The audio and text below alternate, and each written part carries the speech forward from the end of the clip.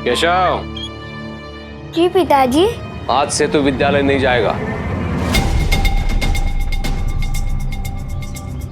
अंदर जा। लेकिन क्यों पिताजी? प्रश्न पूछने का अधिकार तुम्हें नहीं है केशव। जब मैंने कहा है नहीं जाएगा तो नहीं जाएगा। धार्मिक वीडियो सबसे पहले देखने के लिए हमारे चैनल को सब्सक्राइब करें और बेल आइकन दबाएं। फायजा, अरे रहने दे। दिन भर काम करती रहती है, सेहत का ध्यान रखना भी जरूरी है ना। ये ले, दूध पी ले। अरे ले, अरे पी ले, पी।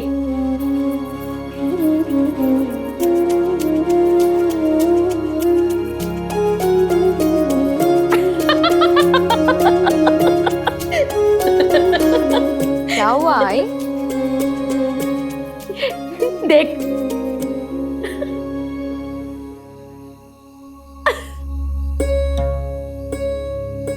आग भी ना आई।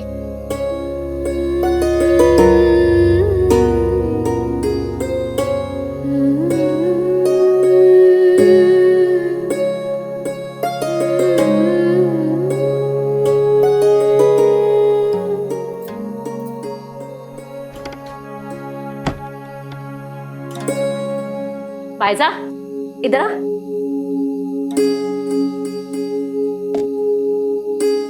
बैठ, बैठ ना।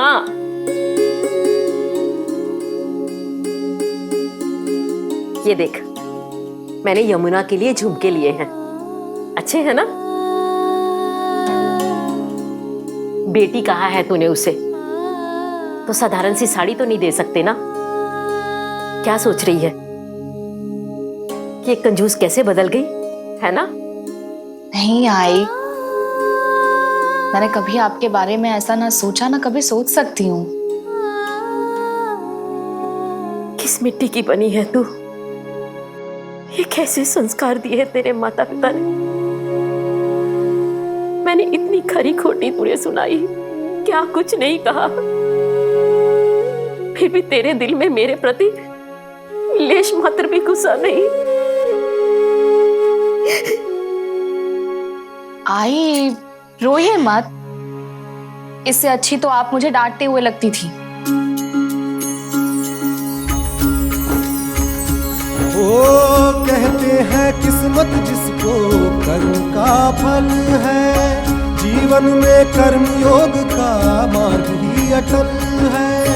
जो कुछ है हाथ में तेरे एक यही पल है, अच्छे कर्म किए जाए तो जीवन सफल है। ओ बाबा, मुझे चिमटी काटो, मैं कोई सपना तो नहीं देख रहा।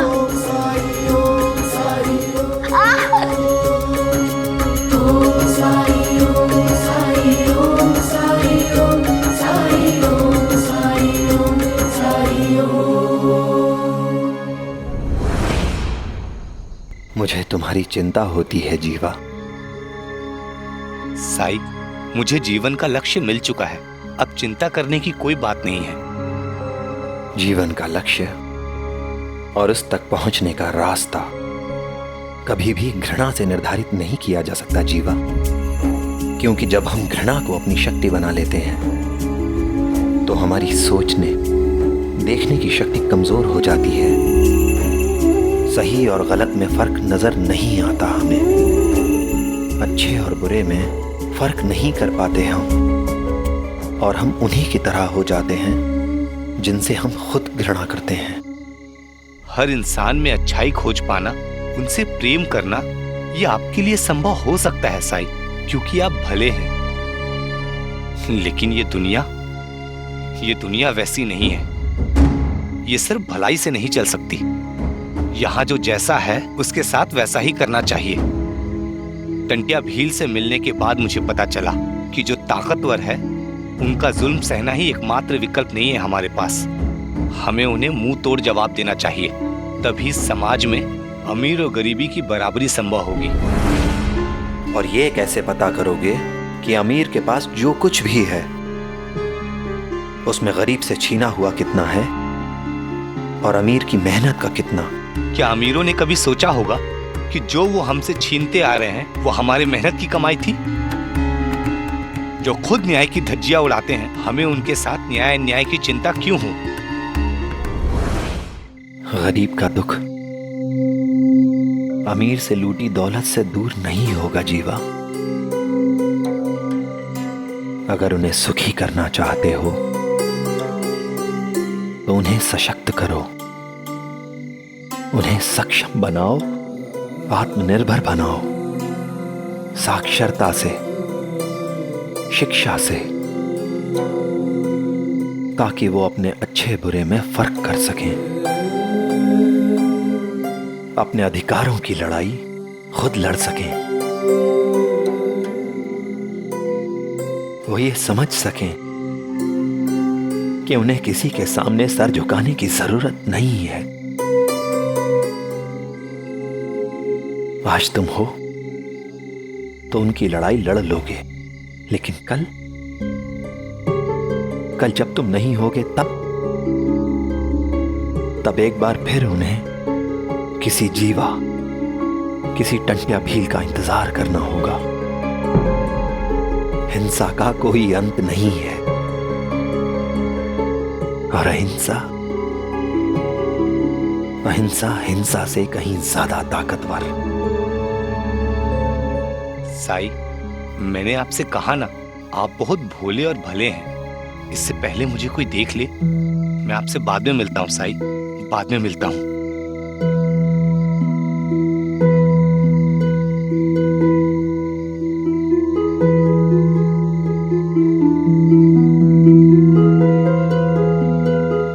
मैं जानता हूं जीवा कि तुम्हारे मन में मेरे लिए बहुत श्रद्धा है। काश थोड़ी सी सबूरी भी होती।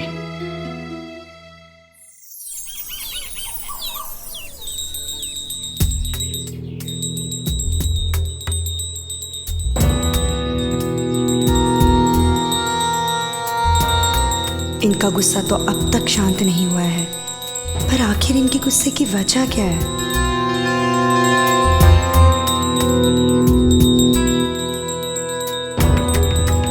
वही बाहर लठायत आए हुए हैं। पंताजी कह रहे थे कि सरकार ने उन्हें बुलाया है। कुछ हुआ है क्या? नहीं, लेकिन मुझे ऐसा क्यों लग रहा है कि कुछ होने वाला है।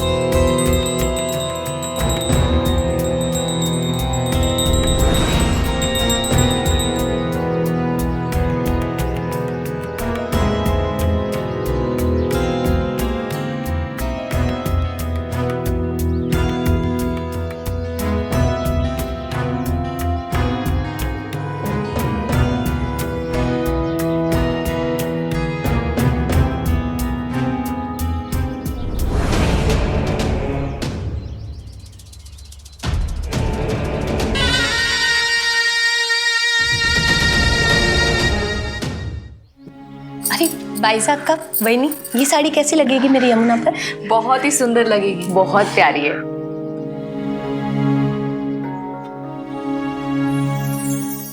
आओ।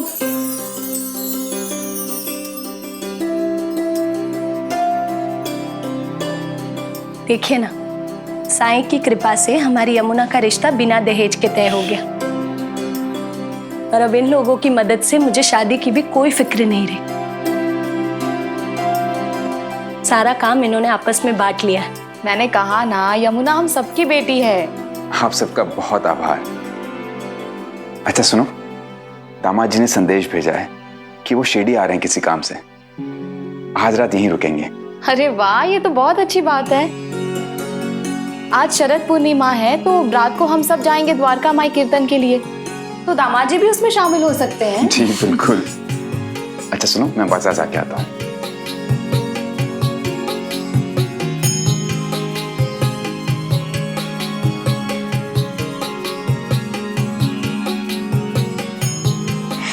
जीजा जी की आने की बात सुनकर आपके चेहरे पे कैसे इंद्रधनुष खिल गया है। चुप कर तू, कुछ भी बोलती रहती है। और वैसे भी मुझे रसोई में बहुत काम है। मैं जा रही हूँ।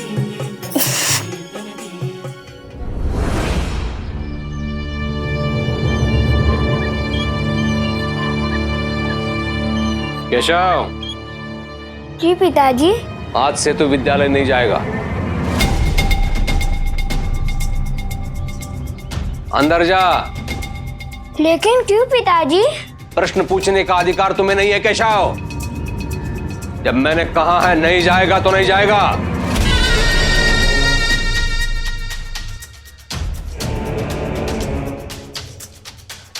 समझा दे इसे। आज से ये घर के बाहर कदम नहीं रखेगा। ये मेरा आदेश है। हरिओम।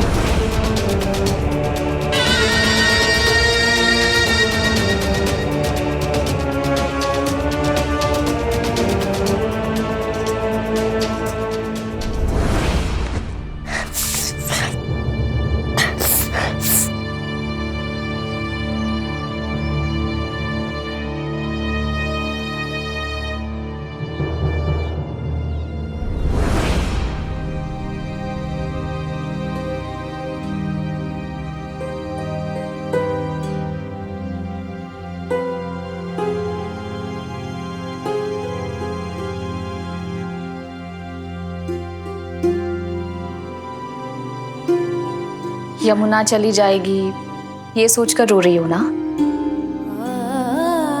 कुछ दिनों में यमुना की विदाई हो जाएगी। बाकी दो बेटियां भी विवाह करके अपने ससुराल चली जाएंगी।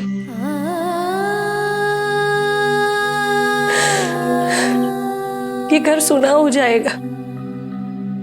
हम अकेले हो जाएंगे। अगर एक बेटा होता तो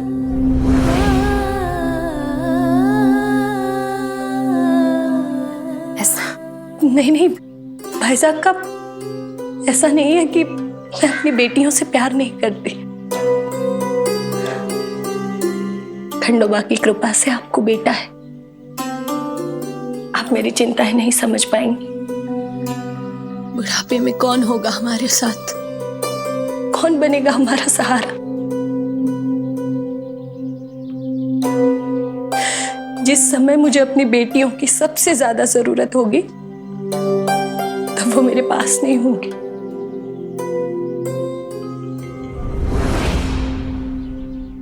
यमुना,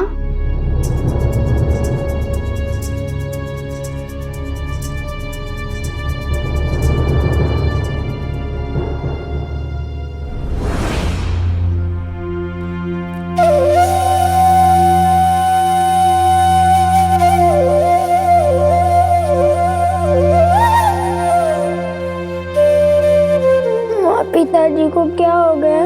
मुझ में गुस्सा क्यों कर रहे हैं?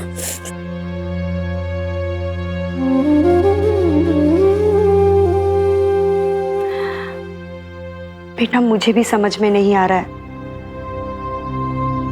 बाहर इतने सारे लठैत भी बुलाए हैं।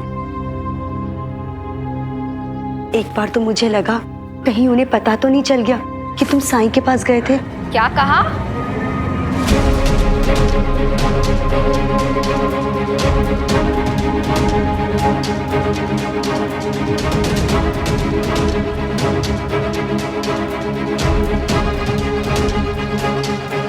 जीवताई ने सुन तो नहीं लिया?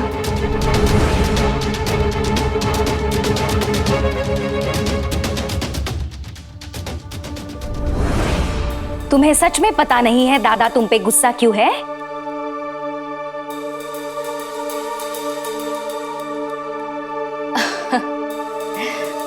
मैं बताती हूँ केशव बेटा, दादा को पसंद नहीं है तुम्हारा राह चलते बच्चों के साथ ऐसे खेलना। पर बच्चा इसमें गलती तुम्हारी बिल्कुल नहीं है। गलती तो इसकी है।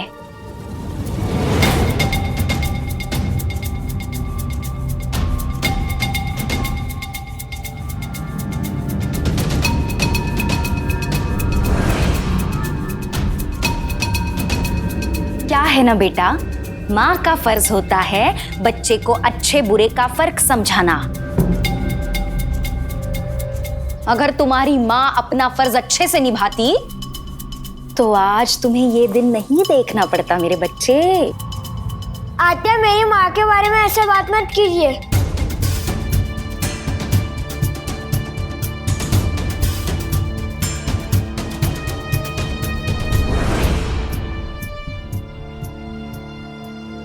इनसे अच्छी माँ किसी की नहीं हो सकती।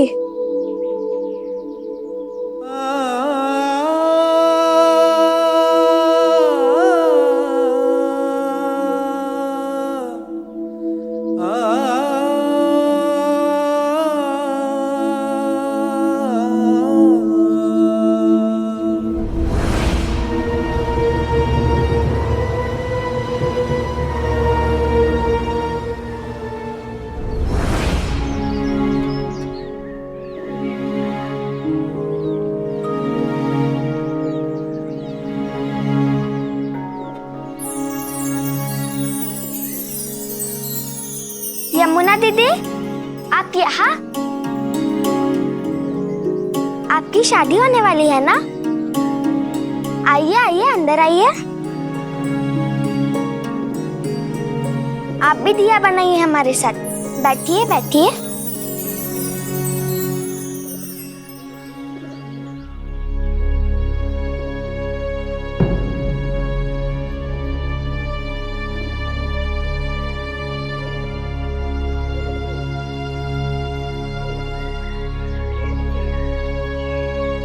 यमुना, कुछ पूछना चाहती हो? हाँ साईं। साईं, क्या इस समाज में, इस संसार में बेटियों का कोई मूल्य नहीं? मूल्य है, बिल्कुल है, लेकिन बेटियां बंध गई हैं।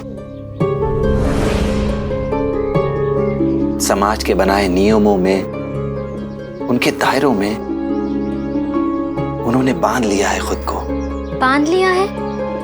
कैसे साईं?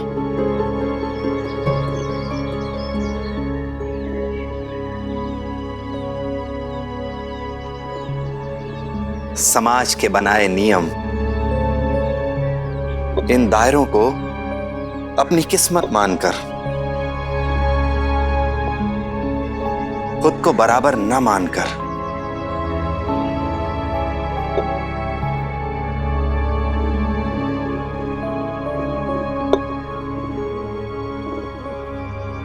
लेकिन कोई भी लड़की, कोई भी स्त्री ये नहीं चाहती है साईं। यमुना, इस समाज की ये रीति रही है कि यहां अपने अधिकार सिर्फ चाहने से कभी नहीं मिलते, संघर्ष करना पड़ता है खुद को स्थापित करने के लिए। और समाज ने तो हर बदलाव का विरोध किया है, लेकिन जिसने हार नहीं मानी वो बदलाव जरूर लाया है। जिस दिन बेटियां इन बंधनों, दायरों की इन बेड़ियों को तोड़कर अपने लिए एक नई परिभाषा रचेंगी, उस दिन माता, पिता सब ये स्वीकार कर लेंगे कि उनके लिए बेटा हो या बेटी, सब बराबर है। साईं, तो क्या उससे पहले माता पिता के लिए ये जरूरी नहीं कि वो अपनी बेटियों को बराबर का अधिकार दे? अगर वही पक्षपात नहीं करेंगे तो बेटे और बेटियों में कोई फर्क नहीं करेगा।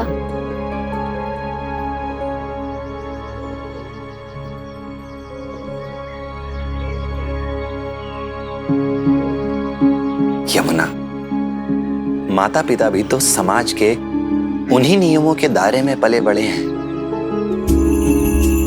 अगर तुम ये आशा लेकर बैठी रहोगी कि माता पिता कोई बदलाव लाएंगे तो कभी कुछ नहीं बदलेगा। आज तुम बेटी हो, तुम परिवर्तन की शुरुआत करो ताकि आने वाले समय में तुम्हारी बेटी को इन प्रश्नों के उत्तर न ढूंढने पड़े, ताकि उसे ये कभी ना लगे कि वो अपने माता पिता का ध्यान नहीं रख सकती, क्योंकि वो एक बेटी है। उसे तो एक दिन विवाह होकर अपने पति के घर चले जाना है। उसको ये ना लगे कि उसे तो केवल अपने पति का घर संभालना है। तुम उदाहरण बनो इस बात का कि विवाह के बाद भी बेटी बेटी ही होती है।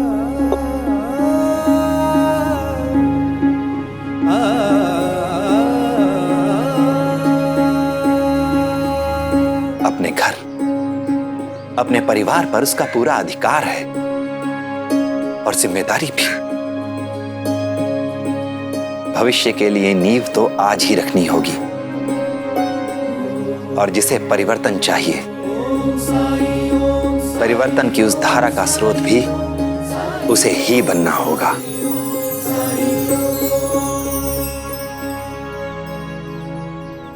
जैसे मैं बदल रही हूँ अपने आप को, अछूत होकर भी पढ़ाई कर रही हूँ, है ना साई?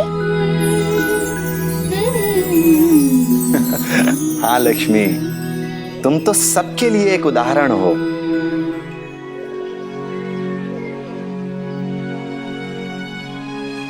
साई, आपने मेरी बहुत बड़ी दुविधा दूर कर दी।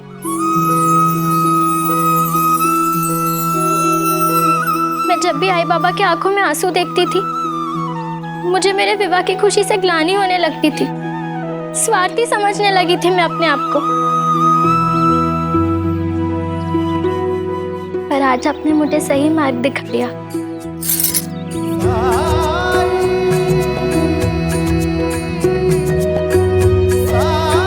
अल्लाह मालिक।